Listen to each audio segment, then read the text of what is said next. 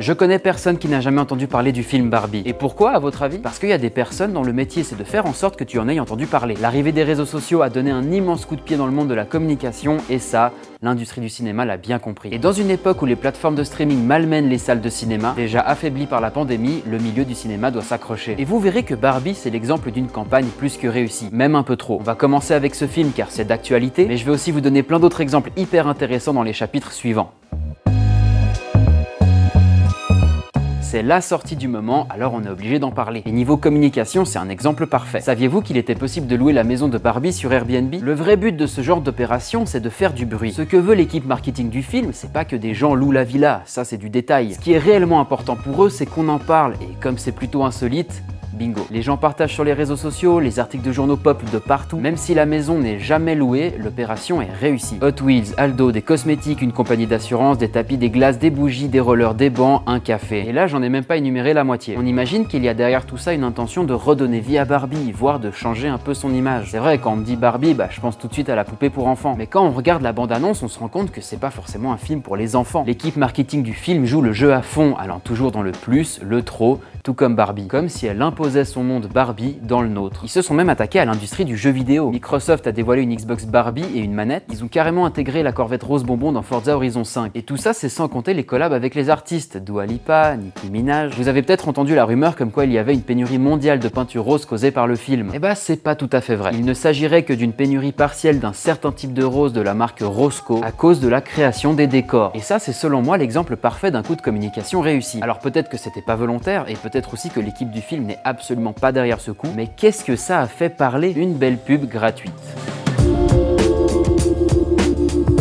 Alors ça, c'était juste pour le film Barbie, mais je vous ai aussi rassemblé d'autres exemples assez ouf qui ont été mis en place pour d'autres sorties, comme la Casa de Papel avec les écrans piratés dans les gares.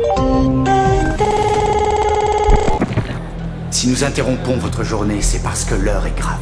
Chez Netflix, ils sont doués pour ce qu'on appelle le street marketing. Pour la sortie de la saison 4 de Stranger Things, sont apparues des créatures de la série dans la rue et même sur une plage en Australie. Omar Sy qui placarde lui-même les affiches de Lupin, un mannequin en position fétale pour Altered Carbon et même de la coke dans les rues de Paris pour la nouvelle saison de Narcos. Pour la sortie du film des Simpsons en 2007, des magasins avaient été transformés en l'épicerie d'Apu. La promotion du projet Blair Witch est une de mes préférées. Les réalisateurs ont été dans les premiers à utiliser Internet pour promouvoir le film. www.blairwitch.com, des bandes sonores de magnétophones ou encore des extraits du reportage, de vraies affiches de disparus pour les personnages du film, des cassettes vidéo contenant des extraits envoyés aux journalistes. Le but, c'était de faire passer le film comme un authentique documentaire en suggérant une réelle disparition des trois protagonistes. Et si vous vous demandez si ce genre de communication fonctionne, j'ai une petite anecdote pour vous. Le projet Blair Witch a coûté 60 000 $ et sa recette au box-office est de 248 millions de $. Un retour sur investissement de 414 000%, ce qui en fait le deuxième film le plus rentable de l'histoire. Donc la réponse c'est oui, ça fonctionne. Le premier du classement, c'est un autre film d'horreur, qui lui aussi fut un pionnier avec l'incitation à la réaction sur Twitter, alors qu'on n'était qu'en 2009. Le distributeur avait organisé des séances de diffusion filmées sur des campus, puis diffusées sur internet sous forme de bande-annonce. Les vidéos sont devenues virales et les résultats sont là. Il s'agit de Paranormal Activity, budget 15 000 $. Et la recette, 193 millions de $. Un retour sur investissement de 1 289 000%. Ces chiffres aident mieux à comprendre pourquoi innover et faire le buzz autour d'un film est ultra bénéfique. Surtout qu'il n'est pas si difficile de s'offrir un gros coup de com' gratuitement.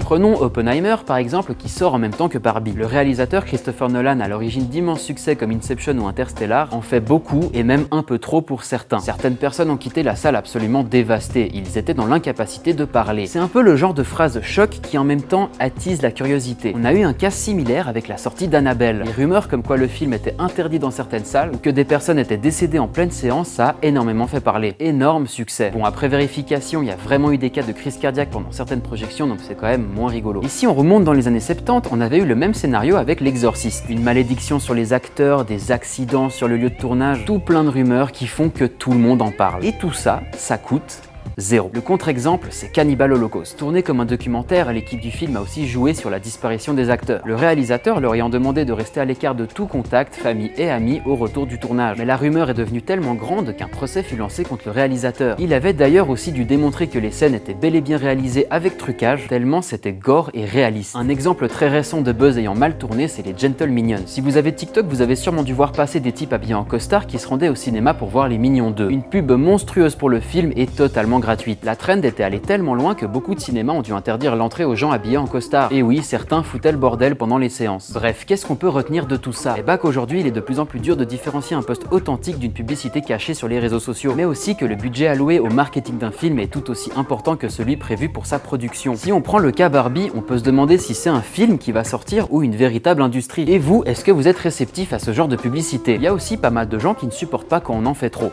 comme moi. J'espère que ça vous a plu, n'oubliez pas de vous abonner pour ne pas rater les prochains sujets, et moi je vous dis à très vite.